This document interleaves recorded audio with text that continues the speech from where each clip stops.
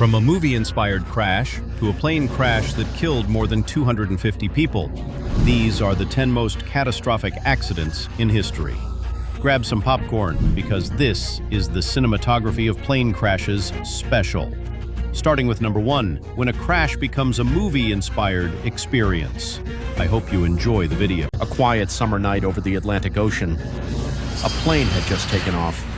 230 people on board, bound for Paris, and then a fireball lights up the sky. Witnesses on the ground watch in horror as the aircraft bursts into flames, tearing itself apart mid-air. Within seconds, TWA Flight 800 vanishes. No distress call, no warning, just silence and debris raining into the sea. On the ground, alarms go off. Was it a terrorist attack, a missile, a bomb? Conspiracies explode. The world demands answers, but behind the mystery lies a truth even harder to face. This is the story of TWA Flight 800, the plane that tore apart mid-air and left behind a trail of questions. It was July 17th, 1996. TWA Flight 800 was preparing to depart from JFK Airport, headed for Paris. On board were 230 people, tourists, families, exchange students, and a seasoned crew with decades of flight experience. There were teenagers on their first overseas trip, honeymooners, mothers returning home, and high school students full of excitement for Europe. The Boeing 747, a giant of the skies, took off smoothly. Nothing seemed out of the ordinary, but just 12 minutes later, everything would change. 8:19 p.m., TWA's Boeing. 747 lifts off from JFK, climbing into the evening sky as the sun dips below the horizon. 12 minutes into the flight, at an altitude of around 16,000 feet, the unthinkable happens. A sudden explosion, violent, no warning, no Mayday. The fuselage breaks apart mid-air. The plane disintegrates in seconds. Radar contact is lost instantly. On the ground, dozens of witnesses along Long Island's coast watch in horror as a fireball falls from the sky. Some think it's a meteor, others fear it's a missile. Few realize they've just witnessed one of the deadliest aviation disasters in U.S. history. Debris slams into the ocean, igniting the water's surface in flames. There was no time for a distress call. No one survived. Below you will hear the actual recording of the plane crash black box. Viewer discretion is advised.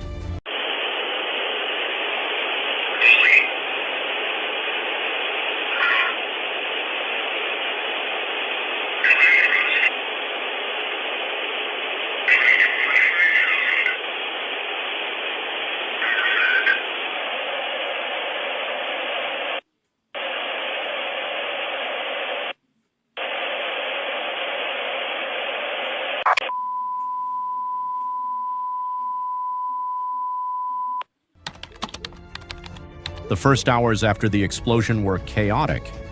One question loomed: what destroyed TWA 800 mid-air? The country was still reeling from the Oklahoma bombing and the 1993 World Trade Center attack.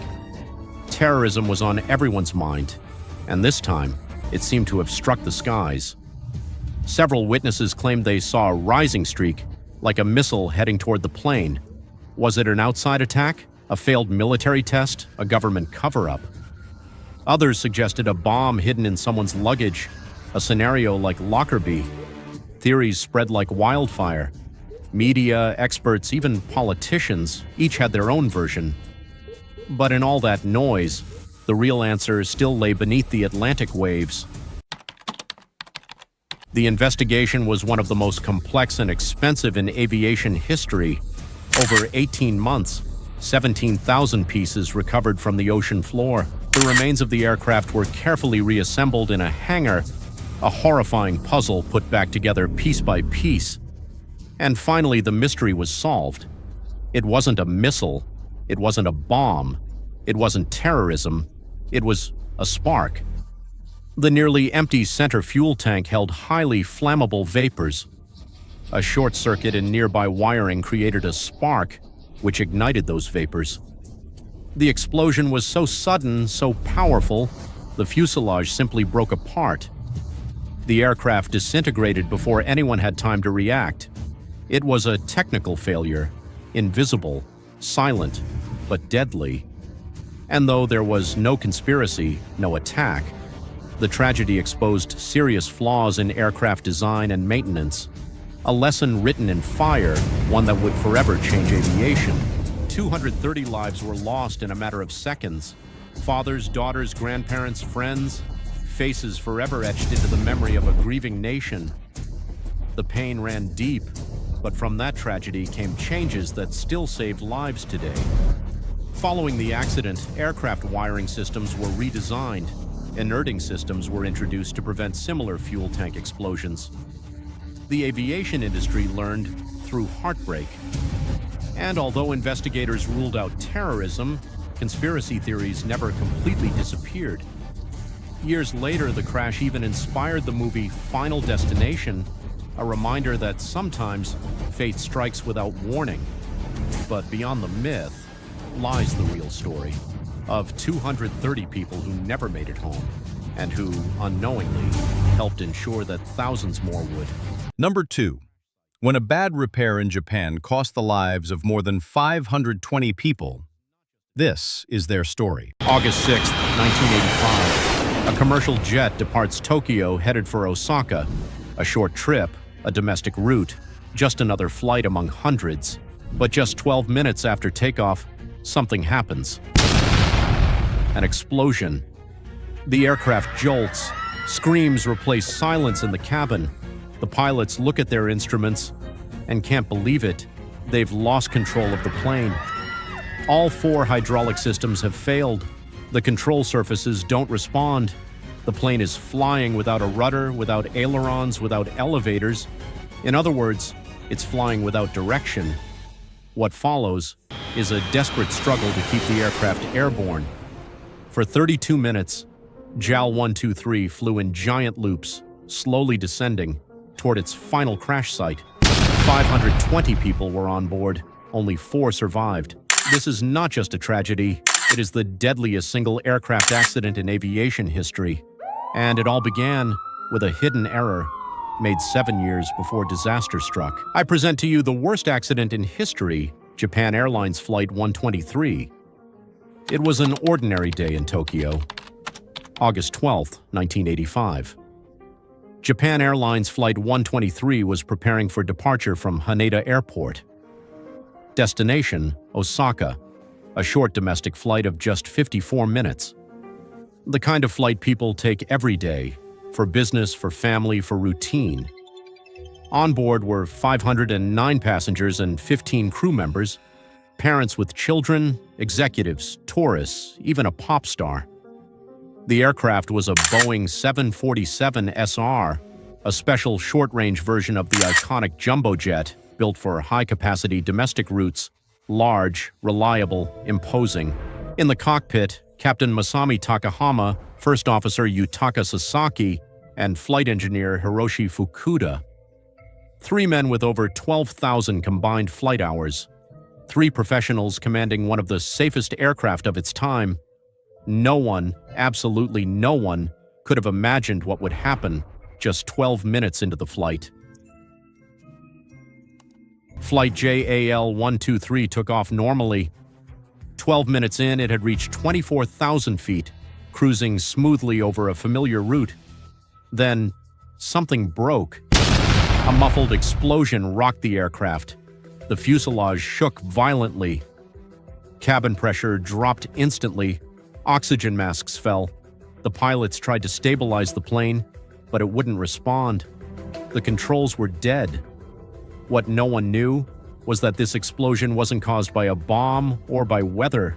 It was caused by a human error made 7 years earlier. In 1978, that same plane had suffered a tail strike. A hard landing damaged the rear section of the fuselage. It was repaired, but incorrectly. A critical pressure bulkhead was patched, using half the number of bolts required.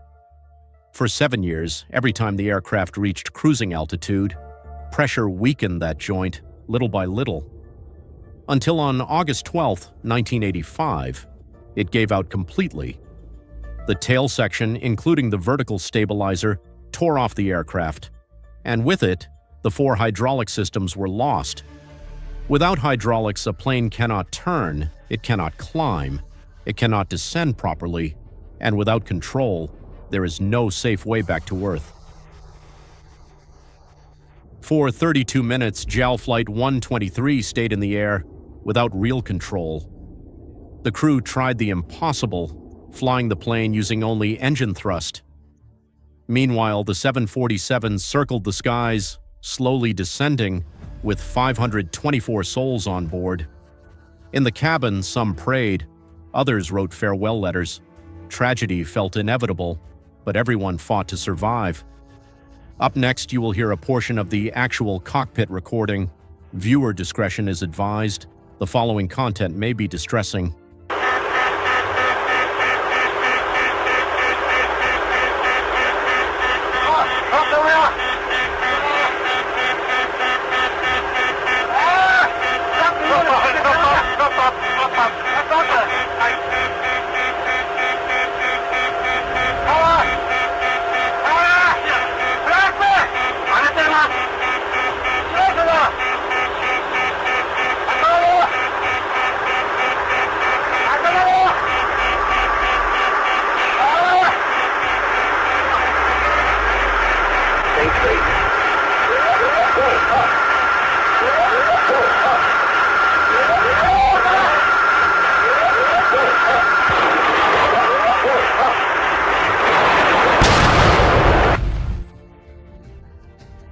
At 6:56 p.m., JAL Flight 123 crashed into Mount Takamagahara in Japan's Gunma Prefecture. The underside of the aircraft struck first, the left wing clipped trees, the fuselage broke into sections, and then came the fire. There were 524 people on board. Only 4 survived. They were found alive, in the rear left seats, and they spent the night surrounded by wreckage, waiting for help that never came in time. This tragedy wasn't caused only by a structural failure, but by a failed rescue. Many died after the crash. The investigation revealed that it all began with a poor repair made 7 years earlier. The error was invisible, it had no alarms, and no one imagined it could cost so many lives. Japan Airlines 123 became the deadliest single aircraft crash in aviation history, but it was also a story of struggle, of endurance, and of courage. From the pilot's final efforts to the survivors who endured a long, silent night in the wreckage. Today, that mountain still stands, and on it, a monument carries the names of those lost that day. Because in aviation, as in life, sometimes a single detail changes everything, and that's why every story deserves to be told. If you like this video, please subscribe, as it would help me greatly to continue uploading content. I'll also leave you another video in case you'd like to see how a pilot managed to save more than 563 people in a plane crash. But what you just saw is nothing compared to the accident in number 3, when a co-pilot decided to take her own life, sealing the fate of more than 149 lives. This is her story. A man is slamming an axe against the cockpit door. He's screaming, desperate, striking the metal again and again, begging to be let in. But on the other side, there is only silence. Meanwhile, the plane is descending, slowly, steadily, heading straight toward a mountain wall. Air traffic control tries to make contact, no answer. Emergency protocols are triggered, fighter jets are launched, an international alert is issued, but it's already too late. Germanwings 9525 is falling, and inside, 150 people sit, unaware of what's unfolding. What's happening behind that cockpit door? Who is the man wielding the axe? Why is the plane descending? And the most chilling question of all, is there any chance they could survive? This is the real story of one of the darkest moments in modern aviation. A tragedy that left behind more questions than answers. This is the story of Germanwings Flight 9525. Ready? Let's get started. And don't forget to leave your like and subscribe. March 24, 2015.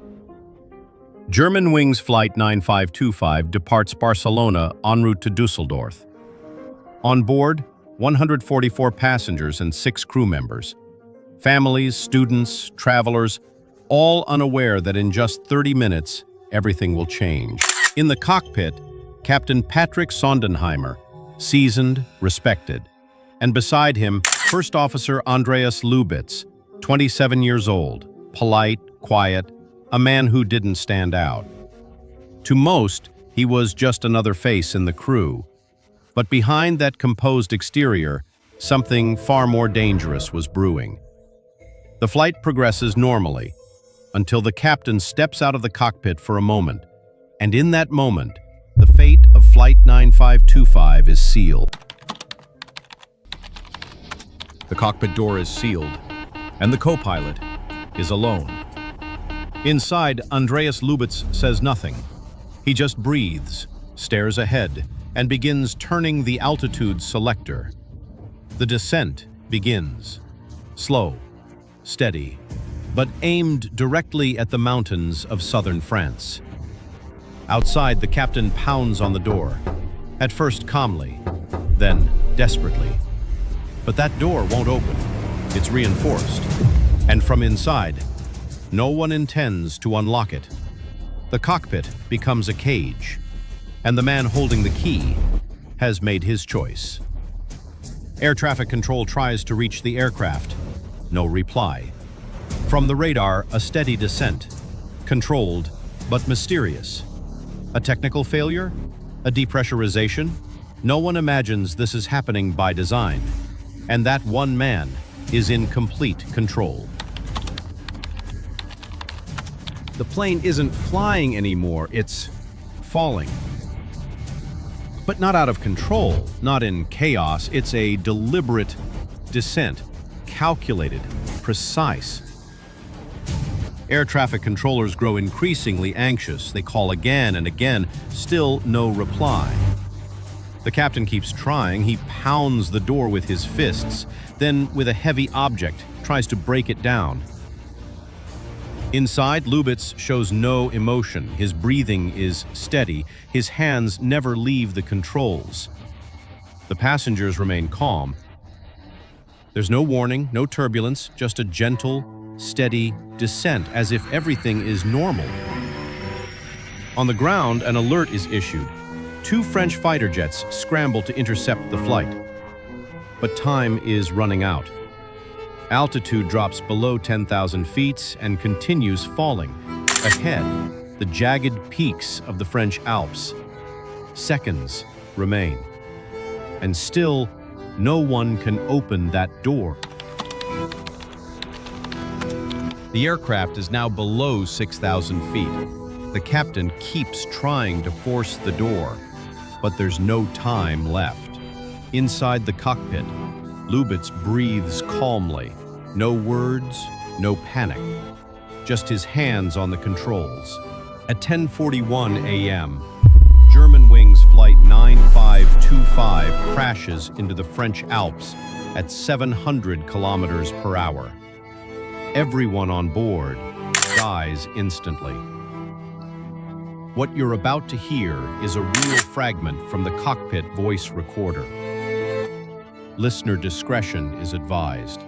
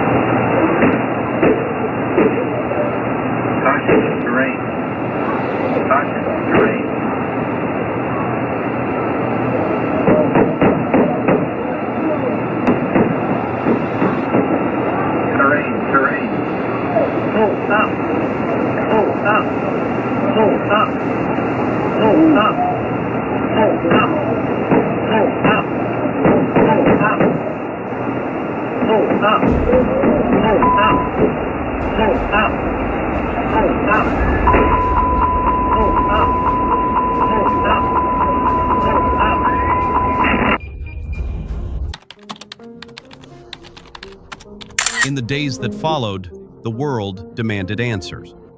What went wrong? How could one man decide the fate of 150 people? The black boxes revealed a haunting truth. Andreas Lubitz had crashed the plane on purpose. He had been treated for severe mental health issues. There were medical records advising against flying, but he hid his condition, and no one saw the signs. Lubitz wasn't a technical failure. He was a human blind spot, a silence that cost lives. After the investigation, cockpit protocols changed, requiring 2 people in the flight deck at all times, but those changes came too late. On that mountain slope, only flowers remained, crosses, names. 150 lives, taken mid-journey. Parents, children, stories that were never allowed to finish. Flight Germanwings 9525 never reached its destination, but its story still flies as a warning, because not all threats come from outside the plane. But what if I told you that not all air disasters were accidental? This is story number 4 of a plane that was forced to crash into one of the most important facilities in the United States. September 11, 2001, American Airlines Flight 77 climbs into a crystal-clear morning sky, a routine departure cloaked in calm. Within 8 minutes, the cockpit is overtaken, radio silence, then a chilling absence from radar screens. Controllers struggle to track a vanished jet as it circles invisibly toward the Pentagon, the heart of U.S. military command. 64 souls aboard, 125 more inside the fortress. No warning, no interception, just a catastrophic breach of the world's most secure airspace. How did a commercial flight become the weapon that struck the heart of American power?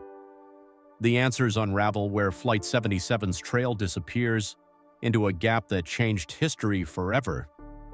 At Gate D26, passengers queued for American Airlines Flight 77, greeted by the everyday rhythm of an early morning at Dulles. The crew, led by Captain Charles Burlingame, a former Navy fighter pilot, checked instruments and coordinated with ground staff. In first class, 5 men moved with quiet intent. Hani Hanjour, the only one with flight training, had chosen a seat near the cockpit. Security video later showed 2 of his companions setting off metal detectors. Handheld wands swept their bodies, but nothing was found that could stop them. Under the rules that morning, box cutters and small knives were not forbidden. 3 hijackers were flagged by the airline's screening system, but the process focused on checked baggage, not on scrutinizing carry-ons or searching people more thoroughly. The 8:20 a.m. departure slipped into the sky with 64 people on board. Cabin crew offered coffee, passengers settled in, and the aircraft climbed west toward Los Angeles. At 8:46, Flight 77 reached its cruising altitude. 9 minutes later, a final routine radio call, acknowledged by Captain Burlingame, nothing unusual. Then, just before 9 o'clock, the comm broke. The hijackers made their move. In the narrow aisle, knives flashed and the cockpit door was forced open. Passengers and crew were forced to the back. No Mayday call went out, no alert code was punched in. Within 8 minutes from the last friendly radio voice, command of the aircraft had changed hands. Hani Hanjour now sat at the controls. The rest of the cockpit crew was out of sight, their fate unknown. The Boeing 757, still following its assigned path, was now in the grip of attackers who moved with cold precision. As the cockpit door shut for the last time, the world outside flew on, unaware that Flight 77 was no longer in the hands of its crew. 8 minutes, the gap between the ordinary and the unthinkable. At 8:56 a.m., Flight 77 vanished from the air traffic control screens. The transponder, the device that broadcasts an aircraft's identity and altitude, went silent. For controllers in Indianapolis Center, the familiar tagged blip simply faded into the clutter of anonymous radar echoes. No electronic signature, no radio replies, and no sign of distress. Standard protocol called for search and rescue procedures. Controllers speculated about a crash, dispatching emergency teams to scour the last known position over West Virginia. But the Boeing 757 was still in the sky, veering east, now a shadow crossing the system undetected. The missing transponder data exposed the gaps in the surveillance network. Primary radar, which tracks objects by bounced radio waves instead of electronic pings, still saw something moving across the screen, but its information was crude. No flight number, no altitude, just a streak heading toward the nation's capital. For more than 8 minutes, the software filtered out this ghostly trace, failing to alert anyone that the flight continued. Inside the FAA's command centers, calls began to echo between regions. At 9:18 a.m., Kerry Johnson, operations supervisor at Washington Center, phoned his counterpart in Indianapolis. He described a ghost over Indiana, a track with no name, no flight plan, floating in the system. John Thomas at Indianapolis replied that Flight 77 was lost, but maybe turning. The conversation underscored a deeper problem. The system relied on cooperation and technology not built for an enemy disabling the rules. As the minutes passed, confusion mounted. NORAD, the military's watch on the skies, remained in the dark. Their radar screen showed hundreds of returns, but none clearly marked as a threat. FAA field facilities and American Airlines tried to piece together the puzzle, some searching west, others scanning east. In this silence, Flight 77 arced through the air, unseen and unchallenged, flying toward its target while the defense network struggled with blind spots and uncertainty.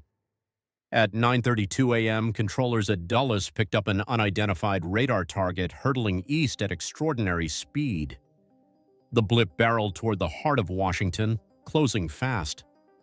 Seconds later, air traffic control at Reagan National radioed a Minnesota Air National Guard C-130, call sign Gopher 06, recently airborne from Andrews. Lieutenant Colonel Stephen O'Brien at the controls scanned the sky and caught sight of a silver jet with American Airlines stripes, down low, moving fast and erratic. O'Brien confirmed the sighting, a Boeing 757 flying much lower than commercial traffic ever should over the capital.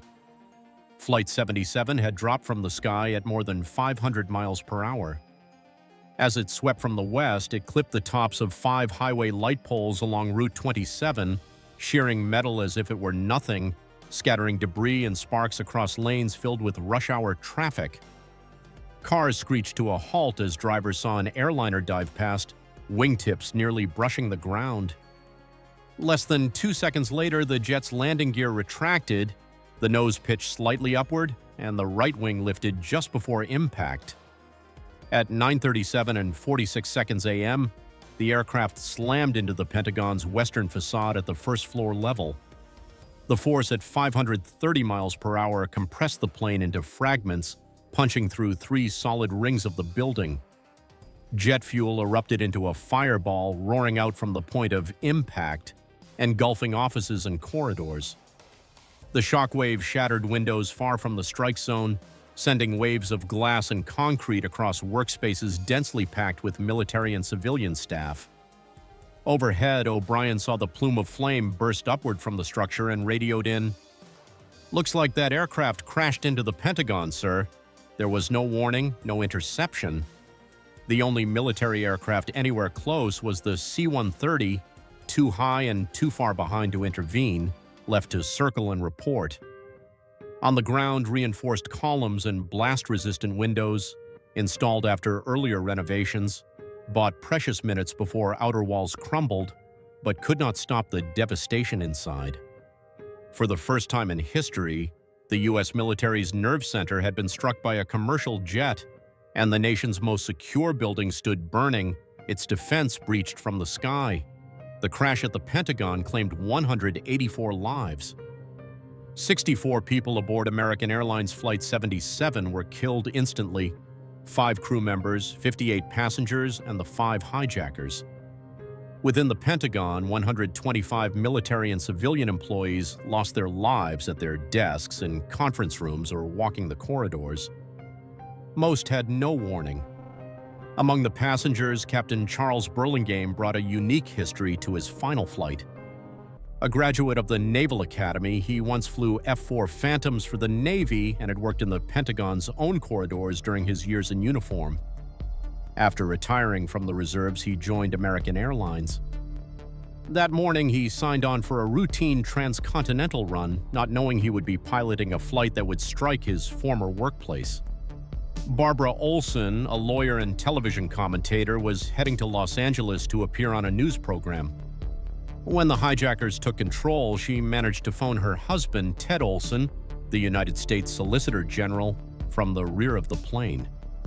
She calmly described the situation, reporting that passengers had been herded together while the hijackers brandished knives and box cutters. Her calls to Ted, cut short by static and fear, became some of the only glimpses into what happened in those final minutes on board.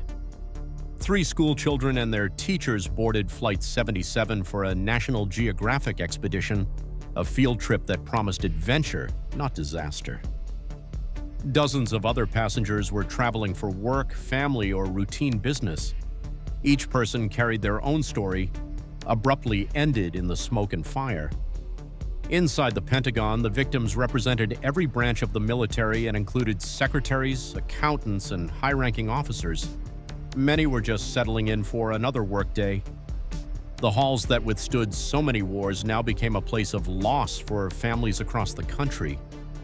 Portraits lined the Pentagon Memorial, each name a reminder of a life cut short. The attack's impact would ripples through every community touched by those aboard Flight 77 and those inside the walls of the nation's defense. The aftermath of the Pentagon attack triggered an urgent transformation across America's airports. In November 2001, a new federal agency took charge, the Transportation Security Administration. For the first time, airport security screening no longer relied on private contractors, but became a direct federal responsibility. Walk-through metal detectors and X-ray scanners were recalibrated and backed by stricter protocols. The list of prohibited items expanded overnight, closing loopholes that hijackers had exploited. Airlines installed hardened cockpit doors by mandate, crafted to withstand sustained force and block unauthorized entry. The Federal Air Marshal Service grew from a limited presence to a national program, putting armed officers on a much wider range of flights. Behind the scenes, the Department of Homeland Security began integrating intelligence, threat assessments, and operational command for aviation security. In the months that followed, travelers faced longer lines and new rules, but the goal was unmistakable: ensuring that a commercial jetliner could never again be weaponized so easily over American soil. Aviation security reforms launched in the U.S. soon rippled across borders. Within months, airports from London to Tokyo began upgrading screening measures, adding advanced metal detectors and explosive trace devices at checkpoints.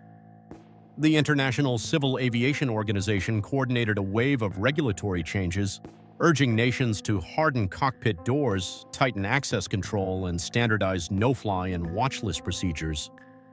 Intelligence sharing pacts expanded, linking agencies that once guarded information behind national walls. The European Union, Canada, and Australia adopted protocols that mirrored new American standards, from random baggage screening to biometric identification systems for travelers. The reach of the Patriot Act also spurred broader data sharing among allied intelligence services, closing gaps that had allowed threats to move undetected between countries. By 2002, over 180 countries reported compliance with new ICAO directives, setting a new baseline for global aviation security. Travelers soon faced similar rules, whether boarding in Frankfurt, Dubai, or Sydney, a sign that vulnerability in one system meant risk everywhere. At 9:37 a.m. on September 11, 2001, American Airlines Flight 77 struck the Pentagon at 530 miles per hour, claiming 189 lives and exposing critical vulnerabilities in U.S. aviation security. Official records confirm the hijackers took control in just 8 minutes, disabled the transponder, and vanished from secondary radar, leaving air traffic controllers and military officials struggling to track the threat. The cockpit voice recorder was too damaged to yield audio, and some operational details remain classified in government archives. Yet the impact of this attack led to sweeping reforms, the creation of the Transportation Security Administration, reinforced cockpit doors, expanded air marshal programs, and new global screening standards. Still, families and investigators press for answers about remaining gaps and response delays. Today, every checkpoint, secure cockpit, and restricted airspace traces back to lessons written in the aftermath of Flight 77. The Pentagon Memorial stands as a permanent reminder of one flight, one symbol, and one warning etched in American history. If that last story seemed terrifying to you, and if I told you that story 5 tells how a plane was the victim of a terrorist attack, this is its story. It was a cold December night in 1988. At London's Heathrow Airport, a Pan Am Boeing 747 was preparing for a routine flight to New York. Passengers boarding with smiles, crew checking every detail. Everything seemed normal. No one on that plane, nor on the ground, knew that within minutes, the night sky would erupt in one of the most shocking tragedies in aviation history. A thunderous blast, a flash of light, and suddenly silence shattered by the roar of destruction. Homes burning, streets covered in debris, and 270 lives extinguished in an instant. What could bring down a giant of the skies in mere seconds? Who was behind this act? In the next few minutes, we'll uncover the truth. Because this is the story of Pan Am Flight 103.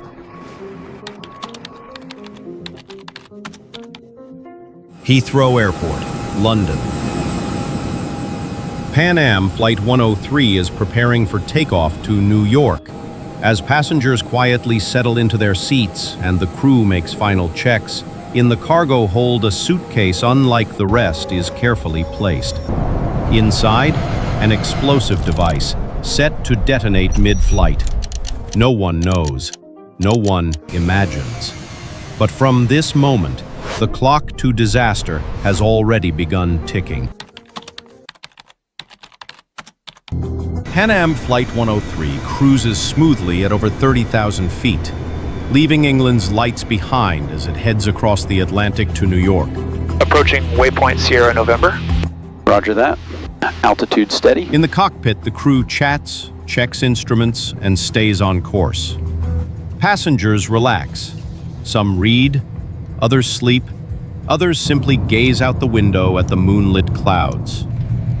But deep in the cargo hold, hidden among the luggage, a bomb waits. Its timer moving relentlessly, counting down the seconds to catastrophe. No one knows it, but every sip of coffee, every laugh, every word is taking place under the shadow of a deadly countdown. One that in minutes will seal the fate of everyone on board. But before continuing, if you like this video, please subscribe. It helps me grow and continue making more videos like this. At 7:03 p.m., a flash shatters the calm of the night. A violent explosion tears the Boeing 747 apart midair. Debris engulfed in flames scatters for miles. Bodies fall from the sky. Burning fragments of the aircraft crash onto rooftops, streets, and fields. In the small town of Lockerbie, Scotland, houses burn, the ground shakes, and chaos takes over. In seconds, Pan Am Flight 103 has ceased to exist. What you are about to hear is the actual cockpit voice recorder from the moment of the accident. Viewer discretion is advised. I'd like to thank you for flying Pan Am, and to wish you a pleasant flight and a happy holiday. I'll call Spencer concerned, sir. Good evening, Scottish. This is Clipper 103 requesting oceanic clearance.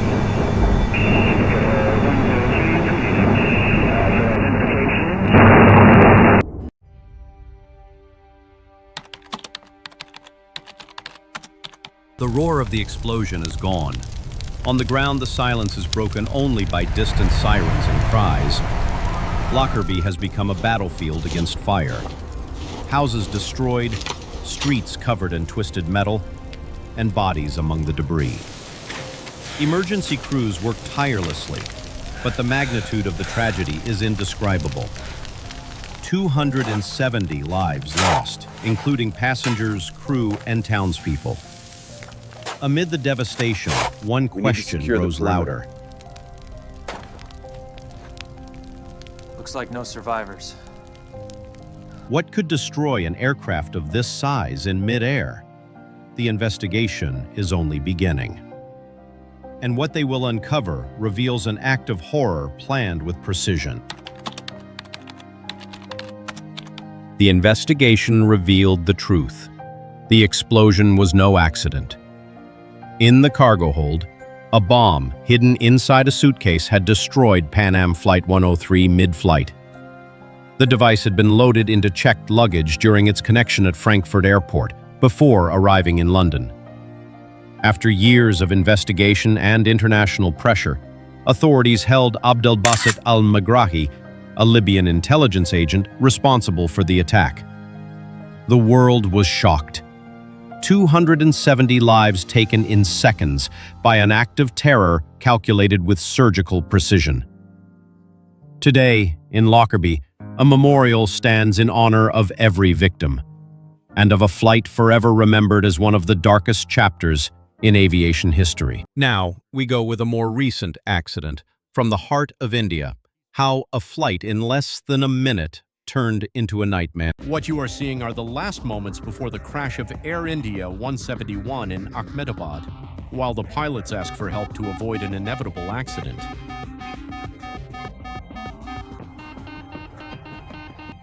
But what really happened in the Air India Flight 171 crash, and what resulted in these sad images in a heartbroken country? In this video, you'll learn the truth about what really happened with the Air India Flight 171 crash, what caused its failures, the testimony of the sole survivor, and the whole truth from beginning to end, along with everything the media doesn't want you to know. Was it really an accident, or was it someone's negligence? Let's begin. On June 12, 2025 at 9:41 a.m., Air India Flight 171 took off from Sardar Vallabhbhai Patel International Airport in Ahmedabad, India. Its destination, London Gatwick Airport. There were 230 passengers and 12 crew members on board. What could have been a peaceful long-haul flight ended in a tragedy that shook the entire world. Minutes before, a passenger who had just gotten off the same plane reported that there had been an error, even on his own account, X, but no one paid attention to him. Among those boarding the plane was an entire family who took a photo. This family, after 6 years, was about to fulfill their dream of traveling to London and living happily ever after, a dream that never came true. The assigned aircraft was a modern Boeing 787 Dreamliner, a model renowned for its cutting-edge technology and efficiency on intercontinental flights. But that morning, something went seriously wrong.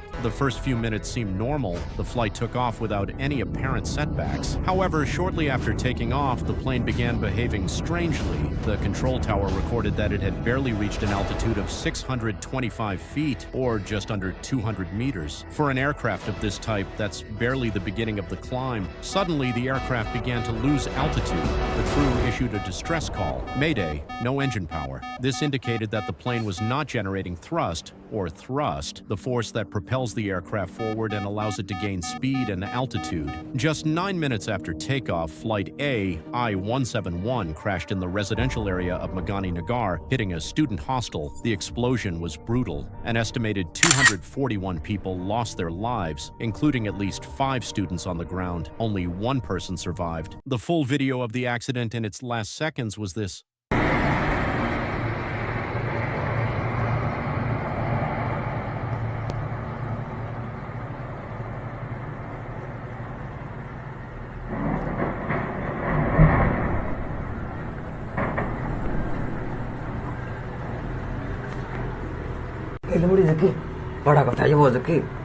The only survivor was Vishwash Kumar Ramesh, a 26-year-old Briton. He was traveling in seat 11A next to the emergency exit. According to his testimony, everything happened very fast. When I woke up, it was all fire and chaos. वो मेरे नज़रों के सब सामने हुआ था.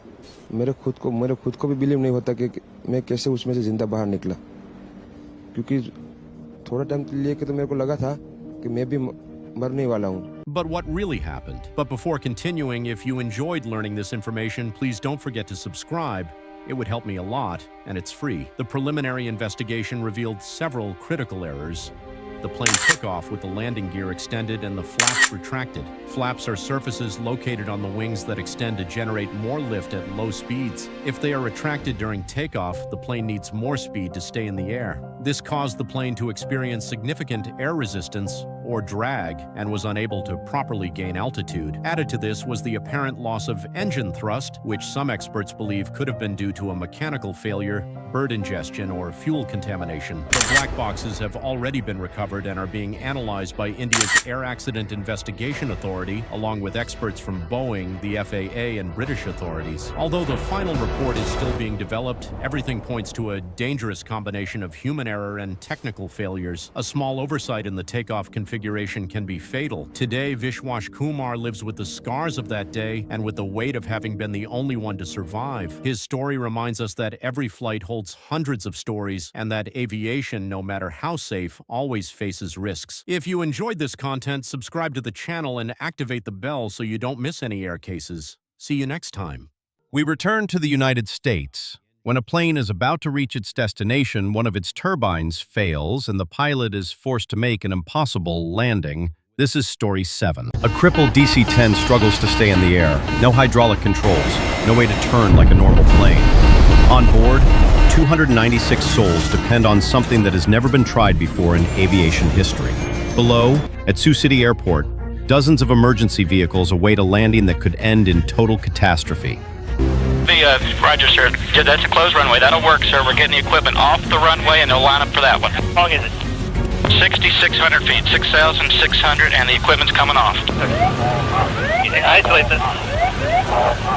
The aircraft approaches at high speed, wobbly. Impact is inevitable. But how did they get here? What happened at 37,000 feet that left this giant aircraft out of control? In the next few minutes, you'll hear the incredible and devastating story of United Airlines Flight 232. July 19, 1989, Denver Airport. United Airlines Flight 232 prepares to depart for Chicago.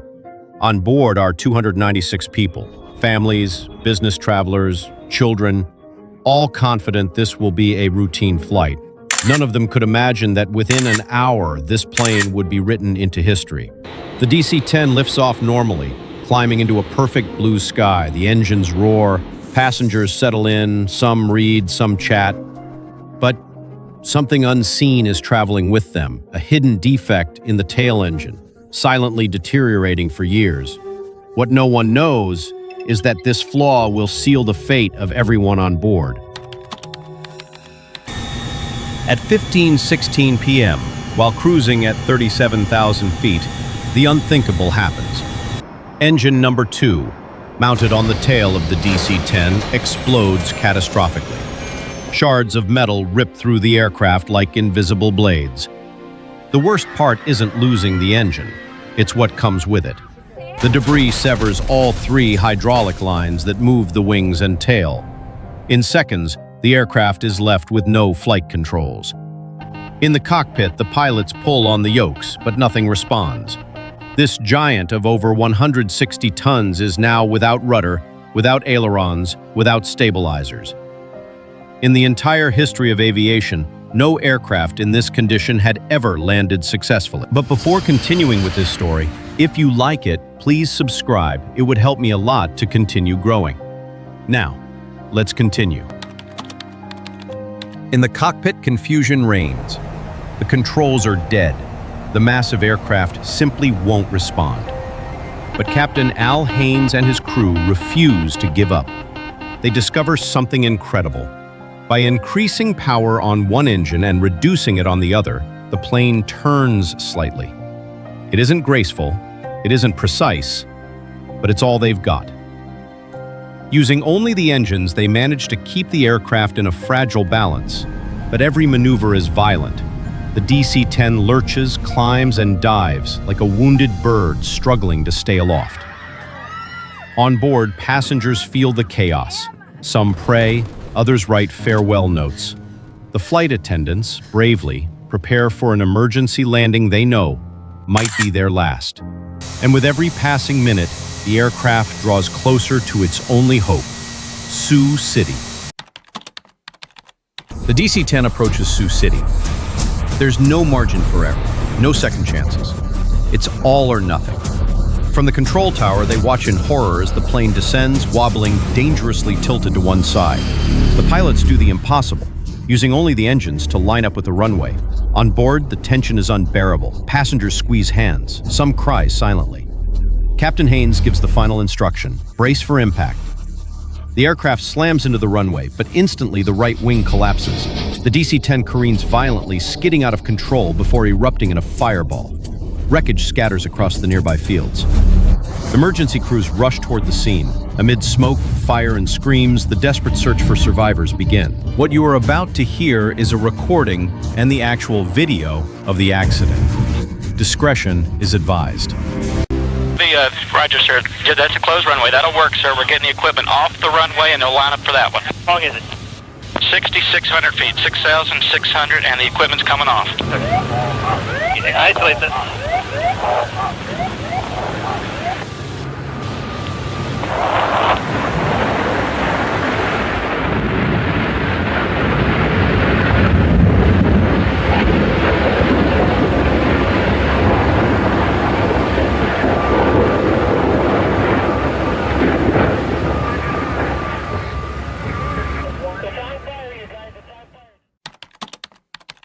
The impact was devastating, but against all odds, 185 people survived. Amid fire and wreckage, firefighters and volunteers risked their lives to save those who still breathed. The crash of United Airlines Flight 232 is remembered not only for the tragedy, but also for the extraordinary skill of the crew.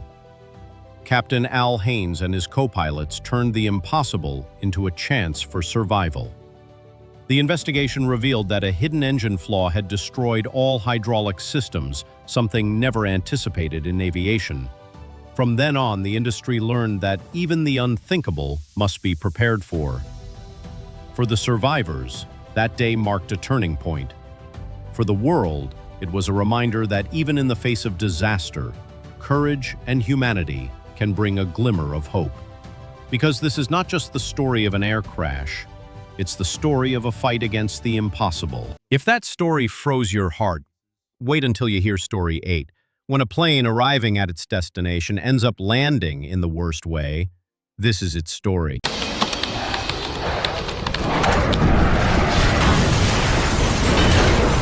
An explosion rocks Dubai Airport, a black cloud rises, and a Boeing 777 is engulfed in flames. Passengers run along the runway, some carrying suitcases, others searching for their children. What exactly happened? Was it a mechanical failure? Human error? What seemed like a routine landing was seconds away from turning into a total tragedy. This is the true story of Emirates Flight 521. Are you ready? Let's get started. August 3rd, 2016. Emirates Flight 521 takes off from southern India bound for Dubai. On board, 282 passengers of 20 nationalities and 18 fully trained crew members. The aircraft, a Boeing 777-300, over 12 years in service, maintained to the last detail. In the cockpit, 2 experienced pilots, a captain with over 7,000 flight hours, and an Australian first officer with 3,000 hours. Everything seemed normal until they approached Dubai. As Flight 521 approached Dubai, the atmosphere was stifling. The thermometer read 48 degrees Celsius. Extreme heat, invisible but dangerous. Why? Because hot air is less dense. And when the air is less dense, the engines produce less thrust, the wings generate less lift, and the runways simply become shorter.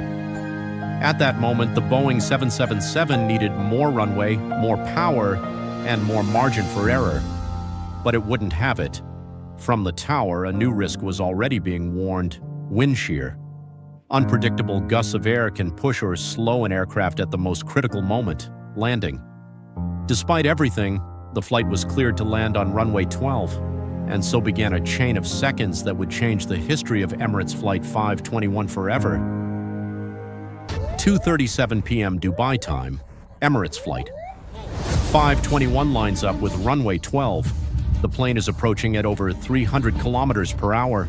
It touches down, but not at the right spot. Instead of touching down at the start of the runway, it touches down 1,100 meters later, almost halfway down. This is what's known as a long landing. It means the plane has used up part of the runway without touching the ground. The problem? Now there's much less room to brake, and the plane isn't decelerating enough. Then an alert goes off in the cockpit. Long landing. The captain reacts immediately and decides what in aviation is called a go-around, an emergency procedure where the landing is aborted to go around and try again. But here's the big problem. For the go-around to work properly, the engines must automatically increase power. However, what few people know is that if a plane has already touched down, even if it's just the rear wheels, the automatic go-around system is deactivated. This is what happened on Flight 521. The rear gear had touched the runway. The engines were still idling. The plane tried to get back into the air, but without power. The pilots raised the nose. They retracted the landing gear, but the engines didn't respond as they expected. For an instant, the Boeing 777 rose barely 25 meters, the height of a 7-story building. 12 seconds later, without speed, without lift, the plane plummeted onto the runway. The rear end hit first. The landing gear was partially retracted. The impact was brutal. The fuselage twisted, the right wing broke, and the fire had already started. The plane skids, it twists, the fuselage fills with smoke. But the crew acts quickly. In less than 90 seconds, all passengers are evacuated. All except 2, the captain and a flight attendant checking the plane for the last time. But it wasn't all heroic. Several passengers halted the evacuation to retrieve suitcases, an action that could have cost lives and generated a wave of worldwide criticism. 9 minutes later, a second explosion. The fire reached the central fuel tank. The aircraft exploded. A firefighter, Jassim al-Balushi, 27, died while trying to extinguish the fire. He was the only fatality in the accident, a hero who came in just as everyone else was leaving. The official investigation concluded it wasn't a technical failure. It was a combination of poor judgment and overconfidence in the automation. The pilots didn't notice that the auto throttle didn't activate, and when they did, it was too late. They were trained in simulators, yes, but never for a situation like this, with the plane already touching down. A mistake of seconds, with consequences that lasted for years. Emirates Flight 521 became a global case study, not because of the destruction, but because of what was prevented. 300 people survived. One man lost his life to save others, and the lesson remains, in aviation, a split second changes everything. Fly safe. Stay curious. This is the penultimate story, when a plane exceeds the speed limits on the highway and creates total chaos. This is story number 9. 5:33 a.m. The cockpit is silent. All you can hear is a whirring noise and the breathing of a pilot who shouldn't be asleep. Outside, the city sleeps, but inside this Boeing 737, the danger is already awake. The plane is approaching a runway surrounded by cliffs, short, high, with no margin for error, too fast, too high. And with a captain who does not respond, the alarms sound, the co-pilot begs, the plane is not stabilized, the system shouts, pull up, but nobody does anything. In less than 60 seconds, 158 people will lose their lives. But why? How a routine landing ended in a hell of fire and twisted steel. What happened inside that cabin that should never have happened? And if we told you that everything could have been avoided? This is a real story, a real flight, a tragedy, as absurd as devastating. This was the last flight of the India Express 812. Get ready to discover every second of this mortal landing. Air India Express Flight 812 was never supposed to fly that night. At least not with that crew. In the cockpit sat Captain Zglusisa, a 55-year-old Serbian pilot, one of a few foreign hires brought in by Air India Express to bolster their ranks. With over 10,000 flight hours under his belt, he was no rookie, but tonight, he was dangerously exhausted. Beside him, First Officer Harbinder Singh Aluwalia, 40 years old, a seasoned pilot from Mumbai with over 3,600 hours of flight time. He had flown this route dozens of times. Together, they were assigned a simple overnight trip, Mangalore to Dubai and back again. A routine job, nothing extraordinary, or so it seemed. But the captain, he wasn't supposed to be there. The original pilot scheduled had called out. A last-minute switch, made with pen and paper as was still common at the time, placed Captain Zglusica on duty. He had just returned from vacation in Serbia, jet-lagged, off-rhythm, tired. He had been back in the country for only 2 days and hadn't slept well since. And now, he was about to pilot a red-eye flight through the dead of night. Fatigue, invisible, quiet, deadly. Meanwhile, the Boeing 737-800, barely 2.5 years old, was being readied for departure. Bags were loaded, fuel was pumped, passengers boarded, unaware that tonight, the clock had already started ticking, and the worst part? No one was ready to stop it. 1 hour into the flight, the captain gave in. He leaned back, closed his eyes, and fell asleep. Mid-flight, in the dead of night, with 160 lives on board. His breathing deepened.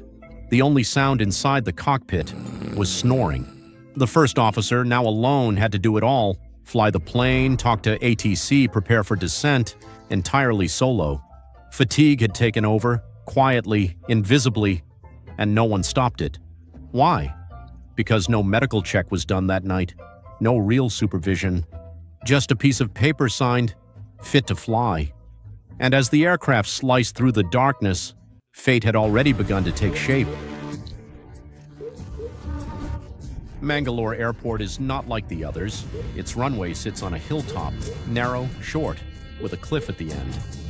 Land too late, and there's no way out. That day, the radar was down, the tower was flying blind, and only the captain was allowed to land there, a place where mistakes aren't allowed. And that day, one happened. The aircraft is on final approach, but something's wrong. They're too high, too fast. The captain just woke up.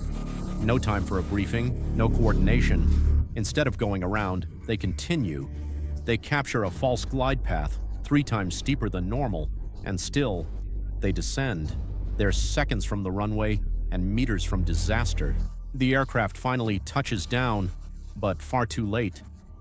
It floats nearly halfway down the runway before the wheels grab the ground. The brakes engage, but only lightly. Auto brake set to level 2. Reverse thrust? Not fully deployed. The runway is disappearing. And then, the captain makes the worst decision of the night. He tries to take off again. Throttles surge. The engines scream, but it's far too late. The aircraft blasts through the perimeter fence and disappears over the edge. A 200-foot drop. The 737 breaks into 3 sections, fuel spills. And moments later, an explosion, flames, smoke, screams drowned in fire. Emergency crews scramble, but the terrain is unforgiving, steep, remote. The first to arrive aren't professionals. They're villagers, local farmers, men and women who ran toward the fire with no tools, just courage. They pried open wreckage, called out names, pulled survivors with bare hands. Because of them, 8 people made it out alive. The rest, trapped in the wreckage, consumed by a chain of mistakes. Flight 812 didn't crash in the air. It was lost in that final second of silence before the fall.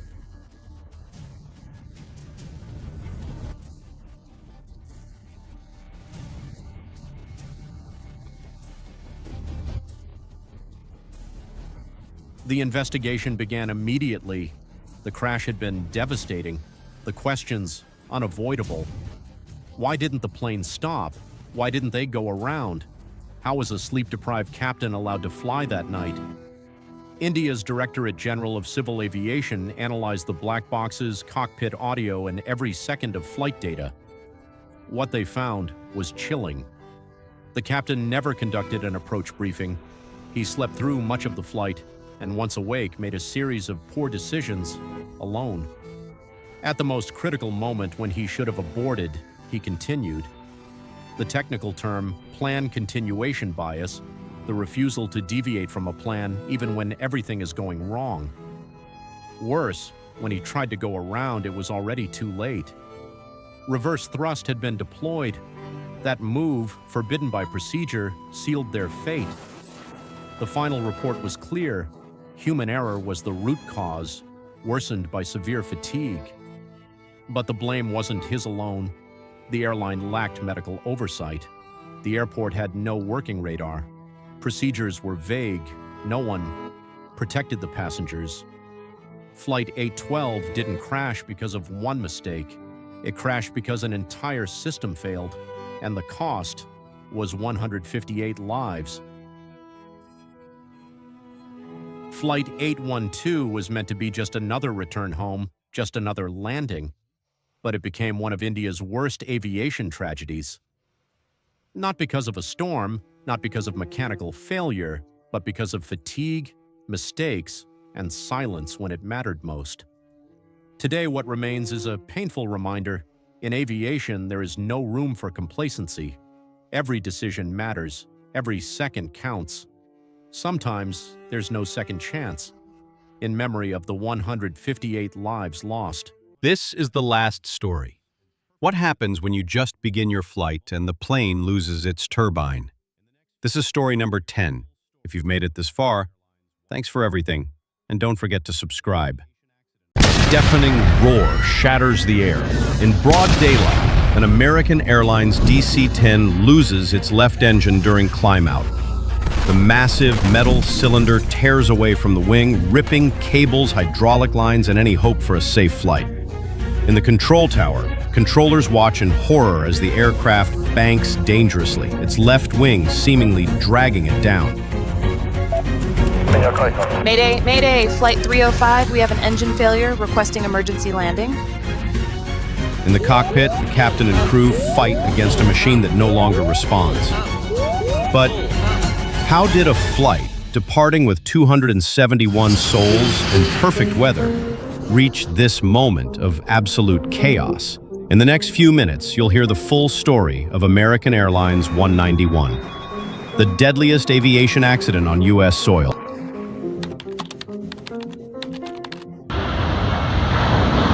It's May 25th, 1979, O'Hare International Airport, Chicago. American Airlines Flight 191 is preparing for its route to Los Angeles. The weather is perfect. Families wave goodbye with smiles, and the pilots review final checklists before takeoff. But no one, not in the terminal, not in the cockpit, not even in the maintenance team, suspects that in the left wing, engine number 1 hides a deadly trap. A vital component, damaged days earlier during improper maintenance, is about to fail. And when it does, there will be no way to stop what's coming. In the next few minutes, this routine flight will become the deadliest air disaster in U.S. history. Days before the flight, the DC-10's left engine had been removed for maintenance. But the method used wasn't the one recommended by the manufacturer. Instead of disassembling it piece by piece, the engine and its pylon were removed together using a crane. This caused invisible microfractures in the structure that attached it to the wing. No one saw them, no one looked for them, but the damage was there, just waiting for the force of takeoff to finish the job. And despite everything, that day, at 3:02 p.m., American Airlines Flight 191 is cleared for takeoff. The roar of the 3 engines shatters the quiet at O'Hare as the massive DC-10 begins its charge down the runway. The aircraft gains speed, the landing gear lifts from the asphalt, and then it happens. With a deafening metallic blast, the left engine tears completely away from the wing.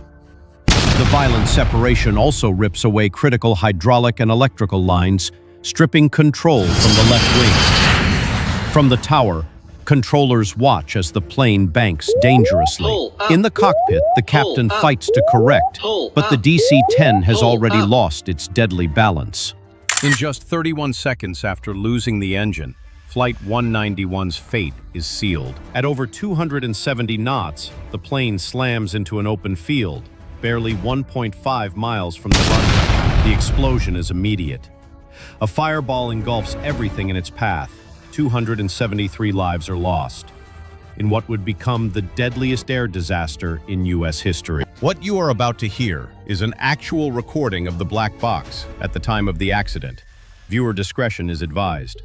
But first, if you are enjoying this video, please subscribe. It would help me a lot to continue growing. Now, let's go with the recording.